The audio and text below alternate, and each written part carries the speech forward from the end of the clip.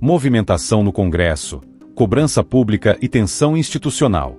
A cada nova decisão contestada do STF, cresce o descontentamento, não só entre parlamentares, mas também entre juristas e cidadãos comuns. Hoje, a pergunta que ecoa nos bastidores de Brasília é direta e incômoda. O Brasil ainda é uma democracia funcional ou apenas uma encenação de república constitucional? Olá, patriotas! Sejam todos bem-vindos. Aqui, a sua opinião vale muito, então sinta-se à vontade para comentar. Agora vamos direto à notícia. O que sobrou da democracia no Brasil? Vamos direto ao ponto. Os três poderes continuam existindo no papel. Temos eleições regulares, partidos variados, liberdade de voto e até liberdade de expressão, mas com asteriscos. Muitos asteriscos. A estrutura formal da democracia está em pé, mas será que sua essência ainda respira? Nos últimos anos, especialmente após 2018, o Judiciário, mais especificamente o Supremo Tribunal Federal, tem protagonizado decisões que acenderam alertas em juristas, parlamentares e em parte expressiva da população. A atuação da Corte, que deveria ser o garantidor da Constituição, tem sido frequentemente interpretada como uma força ativa no jogo político. E não é uma simples crítica. É um questionamento legítimo sobre o equilíbrio entre os poderes. STF, guardião da Constituição ou agente político? O Supremo, que deveria zelar pela harmonia institucional, assumiu uma postura de protagonismo raramente vista na história recente. Ex-ministros, como Aires Brito e Joaquim Barbosa, já alertaram sobre os riscos de ultrapassar os limites constitucionais. Mas, ao que tudo indica, certos ministros atuais parecem cada vez mais confortáveis com esse novo papel. Medidas como investigações abertas de ofício, censura prévia a veículos de imprensa, bloqueio de redes sociais e inquéritos sigilosos sem o devido processo legal levantam uma dúvida. Até que ponto estamos diante de uma Suprema Corte ou de um superpoder intocável? É claro que há justificativas jurídicas para algumas dessas ações. A defesa da democracia, a proteção das instituições, o combate à desinformação. Mas quem fiscaliza o fiscal?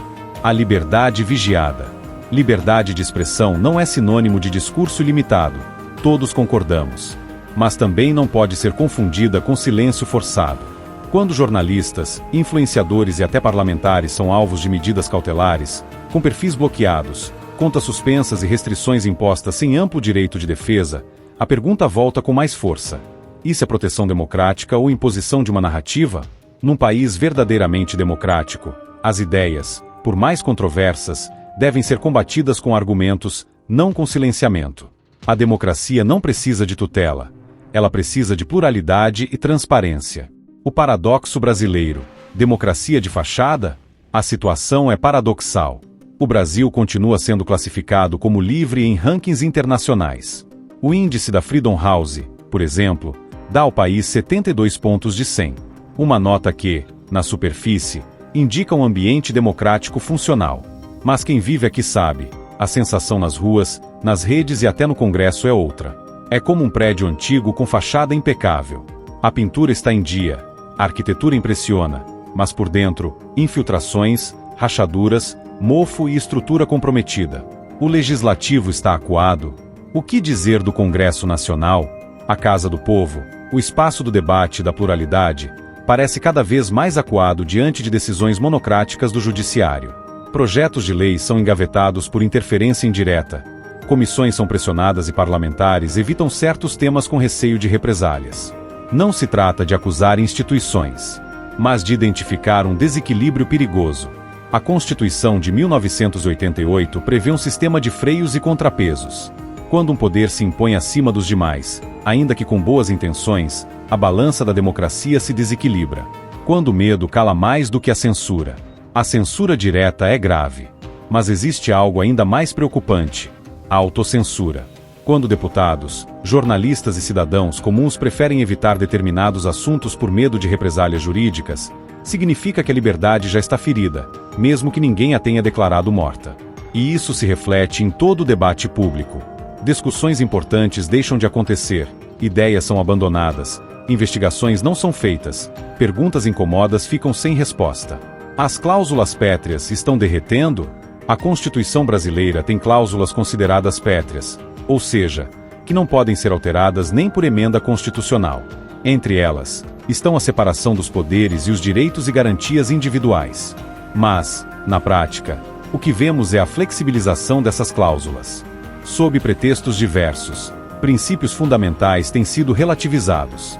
E, curiosamente, sem grande resistência.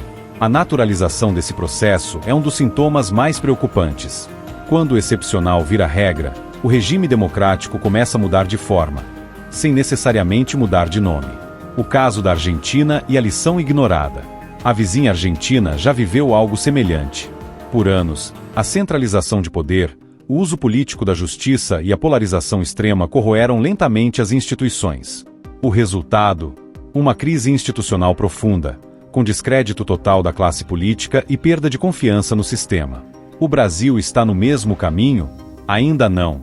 Mas os sinais são claros. E ignorá-los é o maior erro que poderíamos cometer como sociedade. A resistência silenciosa. Apesar de tudo, ainda existe resistência.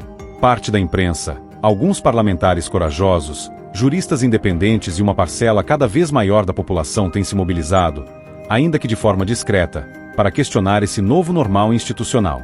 Mas é preciso mais. O debate precisa sair das bolhas e alcançar o centro da sociedade. E, principalmente, o Congresso precisa assumir seu papel constitucional com firmeza. Não como antagonista do judiciário, mas como poder autônomo e representativo. Democracia não se resume a votar. Eleição não é sinônimo de democracia. Coreia do Norte, Venezuela e Irã também realizam votações.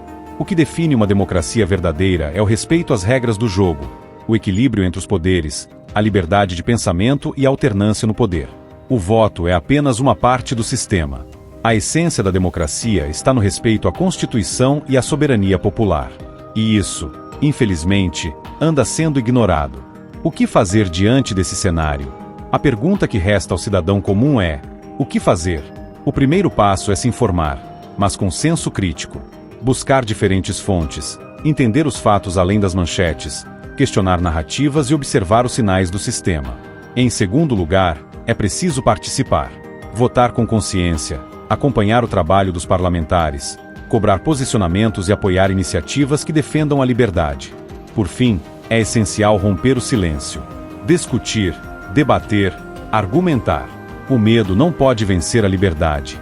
E a democracia, se ainda existe, precisa ser constantemente protegida, com voz, com coragem e com verdade. Comenta aqui embaixo o que você pensa sobre isso. E se ainda não é inscrito, se inscreve agora, porque aqui, a verdade tem vez e voz.